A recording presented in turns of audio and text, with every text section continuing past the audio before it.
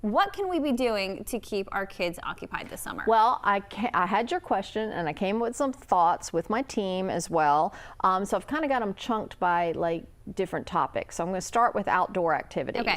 Obviously, maybe avoid these in the heat of the sun, but I work with a talented group, great ideas. First of all, a nature scavenger hunt.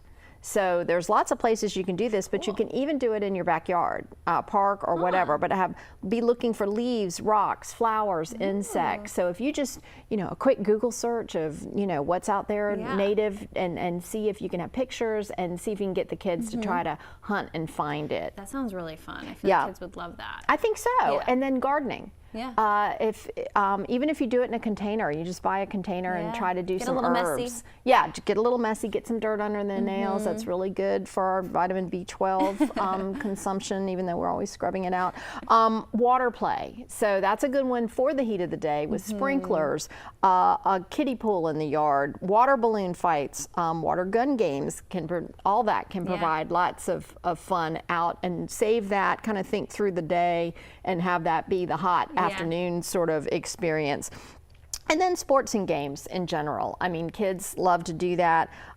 Even bike rides, hikes, whatever. If you can pepper them in throughout the week to get everybody moving. Again, watch the times, use the sunscreen, that kind of thing. But if you're ready for an indoor activity, we're huge fans, obviously, if you've been to the Children's Museum, of art.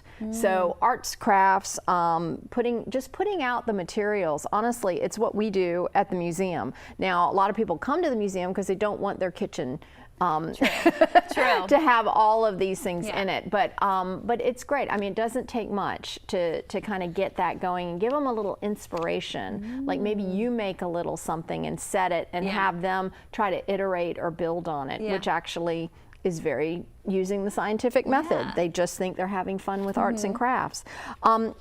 While you're in the kitchen, cooking and baking. It's real easy to do that sans children because you're in a hurry and you're trying to get it done, but there is no better way for early math skills than measuring and incorporating that into just sort of as you are together, counting out the French fries before you put them in the air fryer. Those kinds of things can really be helpful if you just kind of think about your daily activities and how you can bring the children in.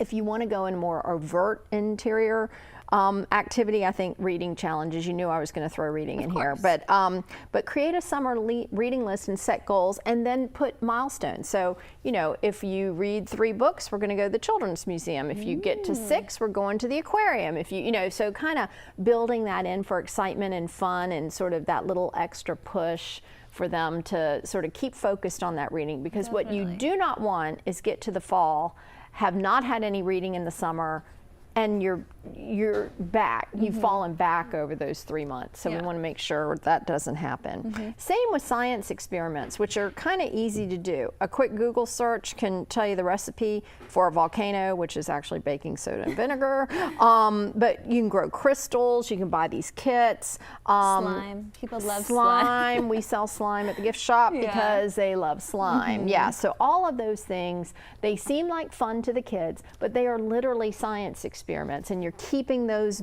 brain cells moving in that direction. So since we're sliding into educational activities, obviously you can go to the Children's Museum, you can go to the Charleston Museum, you can go to the aquarium. There's a lot. We're rich with options here. The Gibbs Museum of Art, kind of an experiment. A home tour, if you think your child can do it. It's one of the plantations. There's lots of places to go, and if you kind of set up, tie them all in, like we're going to, like I said, reading, or we're going to do this, and if we can get that done, then we'll have one of these outings and adventures. And of course, summer camps, most of them are probably booked, but still check, because every now and then we'll have a family that says, oh my gosh, something came up and we have to leave, we can't be there for summer camp. So it's always worth a call if there's a camp your child's interested in the last week before, to see if maybe there's a surprise opening. It can happen. Here's one I really like, is to create a DIY obstacle course. Ooh. So again, getting them moving, getting them out and about, although you can do it in the house too if they're little, and you got a room for that. But in the yard, in the living room, wherever you want to do that. The other one I love from creativity standpoint is storytelling and writing. So have the kids write a book for you, a comic book, or have them, write about a book they've read and just extend the story. Yeah. So the story ends with, Cinderella and the prince, for example, but what happens next? I like have that. them start to think through how that story might go. There's a zillion ways it could go, so that could be a lot of fun. Then have them act it out. For the thespians, have them, get a costume, have them act it out, or maybe make the costume together. For a little bit older child, you may want to look at some volunteer work. We can take elementary and middle school students in groups, so church groups or that kind of thing, as long as there's adult supervision with them. Yeah. We don't usually take volunteers independently until high school, but we do offer opportunities for groups of children to come in. There's always some fun weeds to pull. There's always some stuff to clean. There's always some papers. There's something to do. There's always something to do, and we can figure that out. And again, play dates and social activities, which is what parents, try to do. But those are great because they do need the interaction with other children. Yeah.